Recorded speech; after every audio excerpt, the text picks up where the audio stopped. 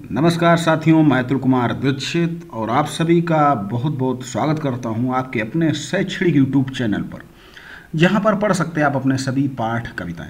तो उसी क्रम में बेसिक शिक्षा परिषद द्वारा संचालित कक्षा 6 की पुस्तक पृथ्वी और हमारा जीवन और उसका पाठ 6 पृथ्वी के परिमंडल। पाठ काफ़ी बड़ा है, तो यहाँ पर हम महत्वपूर्ण बिंदुओं पर चर्चा करेंगे। आप जरूरत समझें तो वीडियो को पॉज कर पाठ की रीडिंग भी कर सकते हैं। पृथ्वी के परिमंडल, तो हमारे चारों, परिमंडल का अर्थ होता है परि यानी कि चारों ओर।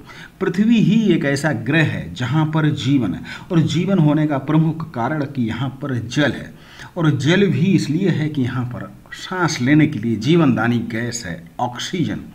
तो प्रमुख 3 तत्व जिनसे जीवन होता है, भूमि, जल और वायु, और जहाँ पर ये तीनों मिलते हैं, आपस में क्रिया करते हैं, वहीं पर जीवन हो सकता है, होता है। तो हमारा जो परिमंडल है उसको 4 प्रमुख मंडलों में बांटा गया है। सबसे पहले स्थल मंडल यानी कि जमीनी हिस्सा, उसके बाद जल मंडल यानी कि हाइड्रोस्फीयर यानी कि जल वाला भाग, और जल तीनों रूप में पाया जाता है, ठोस, द्रव, गैस, बर्फ के रूप में भी पाया। और उसके बाद वायुमंडल, वायुमंडल यानी कि जहाँ पर वायु पाई जाती है, सांस लेने के लिए ऑक्सीजन पाई जाती है। और जब ये जहाँ पर ये तीनों मिल जाए तो बन जाता है जैव मंडल, यानी कि जहाँ पर फिर जीवन शुरू हो जाता है। तो ये हमारी पृथ्वी का चित्र है, जैव मंडल, वायुमंडल, स्थल मंडल।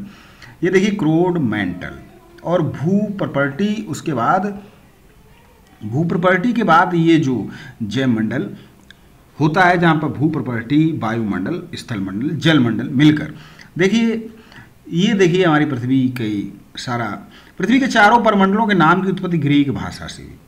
अब स्थल मंडल के बारे में जान लेते हैं। ये चट्टान और मिट्टी से मिलकर बना है, उपयोगी पोषक तत्व पाए जाते हैं, और इस स्थल मंडल को हमने 2 भागों में बांट दिया है।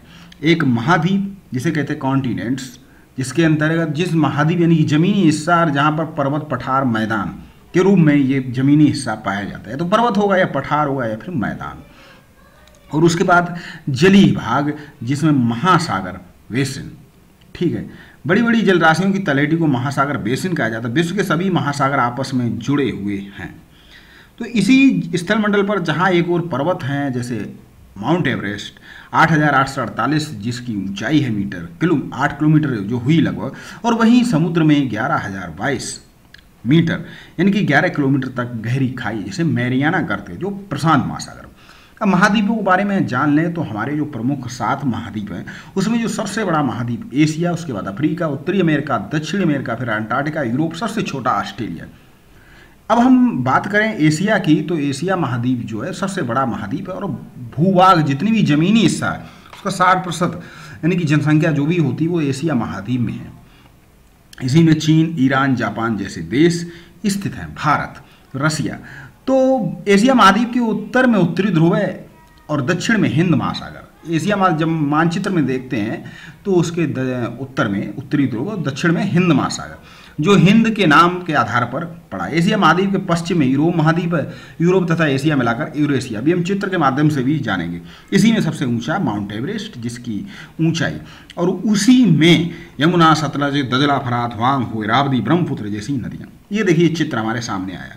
तो ये रहा आपका एशिया महाद्वीप, जिसके अंदर रसिया, भारत, अरब और चाइना और जापान जैसे देश हैं।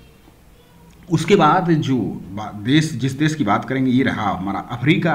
और अफ्रीका ही एक ऐसा देश है जिसमें तीनों रेखाएं, विषुवत रेखा, कर्क रेखा, मकर रेखाएं गुजरी हैं। चलिए आगे देखते हैं। अफ्रीका महाद्वीप की बात करते हैं तो ये दूसरा बड़ा महाद्वीप है, और प्राकृतिक रूप से काफ़ी संपन्न, बड़े बड़े मैदान पाए जाते, बड़े बड़े मरुस्थल पाए जाते, खनिज पदार्थ पाए जाते। और इस महाद्वीप की सबसे बड़ी बात कि इसमें तीनों रेखाएं निकलती हैं।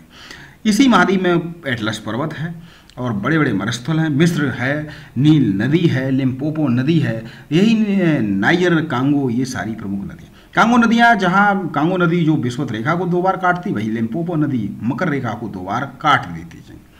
आपको आश्चर्य होगा जानकर कि सबसे पहले मनुष्य का जन्म इसी महाद्वीप पर हुआ, अफ्रीका। ओहो, उत्तरी अमेरिका महाद्वीप उसके बाद आता है। जो कोलंबस खोजते खोजते भारत की खोज के लिए निकला था, पहुंच गया था उत्तरी अमेरिका, जिसे वेस्ट इंडीज स्थान था, वहाँ पहुँच गया।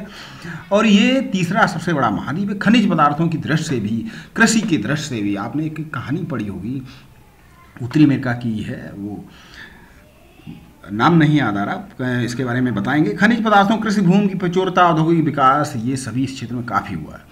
उत्तरी अमेरिका के पश्चिम में प्रशांत महासागर है। अमेरिका आज विकसित है क्योंकि सबसे अधिक कृषि और औद्योगिक रूप से संपन्न हुआ। उत्तरी अमेरिका के पश्चिम में प्रशांत महासागर है, पूर्व में उत्तरी में अटलांटिक महासागर, इस महाद्वीप के उत्तर में आर्कटिक महासागर। और प्रमुख बात यह है कि उत्तरी अमेरिका के नीचे जो दक्षिणी अमेरिका है उसके बीच में एक पनामा नहर है, क्योंकि ज़मीन थी और प्रशांत महासागर और अटलांटिक महासागर, ये तुम्हारा अटलांटिक महासागर को जाने के लिए कोई रास्ता नहीं, तो ज़मीन काट कर नहर निकाली गई आवागमन के लिए, वो पनामा नहर है। उत्तरी अमेरिका के पश्चिम भाग में राकीज पर्वत है। मैप पे चलते हैं दोबारा, तो देखिए ये हमारा उत्तरी अमेरिका और ये दक्षिणी अमेरिका, यहाँ जो है ये आप देख रहे हैं। तो इस तरह हमने देखा दक्षिणी अमेरिका। हम इसके लिए अलग से भी वीडियो बनाएंगे, हर महाद्वीप के बारे में आपको जानकारी आप तक पहुंचाएंगे, और आप इसको भी जुड़े रहें हमारे साथ अंत तक। अमेजन आज जो घर घर सामान पहुंचाता, अमेजन घाटी, वो भी यहीं पाई जाती है। और इसके बाद आता है यूरोप महाद्वीप, यानी कि एशिया, अफ्रीका, उत्तरी अमेरिका, दक्षिणी अमेरिका, उसके बाद आता है यूरोप, यानी कि जो लंदन, तो ये यूरोप, ये भी काफ़ी इटली, जर्मनी, ये इस महाद्वीप के पूर्व में यूराल तथा काकसेस पर्वत एशिया महाद्वीप इसको अलग करता है। इसके उत्तर में आर्कटिक महासागर, ठीक है। काकसेस जो पर्वत है वो यूरोप और एशिया को अलग करता है। तो भूमध्य सागर तथा आर्कटिक महासागर के मध्य कौन से, ये कुछ प्रश्न हैं। और अब आते हैं अंटार्कटिका महाद्वीप, यानी यूरोप के बाद भी जो आता है स्थान अंटार्कटिका महाद्वीप का।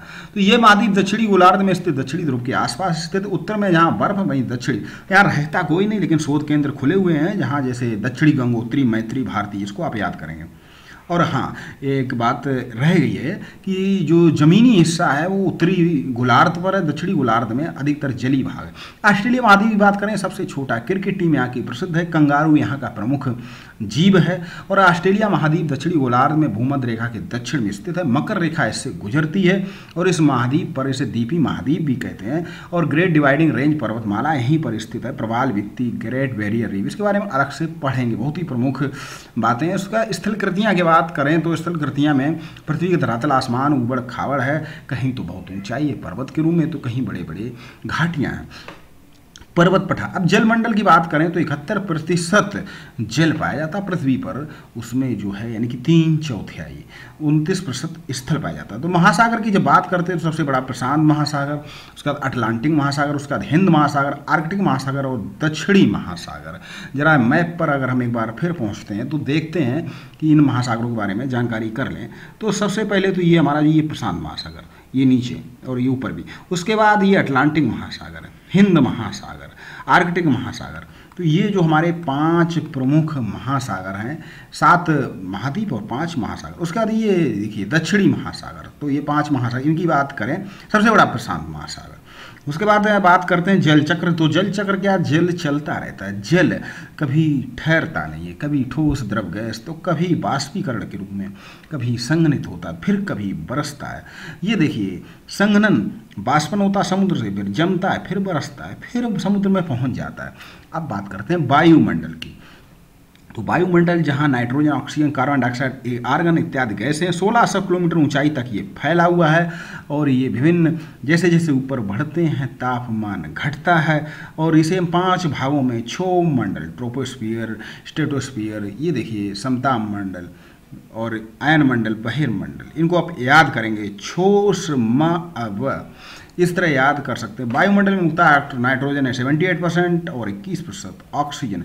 बढ़ती ऊंचाई के साथ हवा का घनत्व घटता जाता है, इसलिए ऊंचाई पर पहुंचने पर हमें सांस लेने में दिक्कत भी होती है, इसलिए हमें सिलेंडर लेकर जाना पड़ता है। बहिर्मंडल, आयन मंडल, मध्य मंडल, समताप मंडल, क्षोभ मंडल, जैव मंडल। जब ये तीनों मिल जाएं तो फिर ये सब घास खाने वाले ये जीव और फिर इनको खाने वाले मांसाहारी जीव उत्पन्न होते हैं। जैव मंडल की बात ही हमने पढ़ा, इस पाठ को हम फिर से पढ़ेंगे, कई बार पढ़ेंगे, अलग अलग तरीकों से पढ़ेंगे। ये देखिए जल चक्र, ये हमारा जैव मंडल, भाई तीनों चीज़ें जहाँ पर है वहीं पर है जैव मंडल।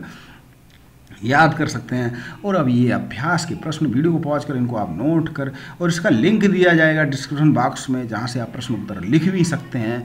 और आप हमसे जुड़ें, चैनल को सब्सक्राइब करें, विद्यार्थी हैं तो ज़रूर जुड़ें, बहुत कुछ सीखेंगे इस चैनल के माध्यम से। इसी तरह अपना सहयोग बनाए रखें और चैनल से जुड़ेंगे तो आप तक सभी शिक्षण सामग्रियाँ, पठन पाठन सामग्रियाँ पहुँचाते रहेंगे। और अगला पाठ रहेगा विश्व में भारत। तब तक के लिए आप सभी को नमस्कार।